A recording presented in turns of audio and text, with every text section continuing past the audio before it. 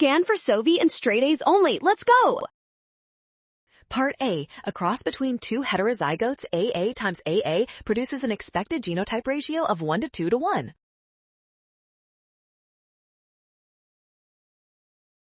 The dependent variable is the average mass of the mice. Wild-type mice ++ serve as a control to provide a baseline for normal growth while maintaining a constant age of 3.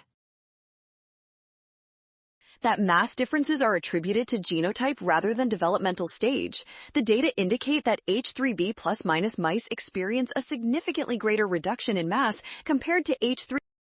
Critical for growth. Part C, Figure 2 shows that the H3A-, genotype leads to a drastic increase in sperm structural defects, mostly tail defects, with only about 15.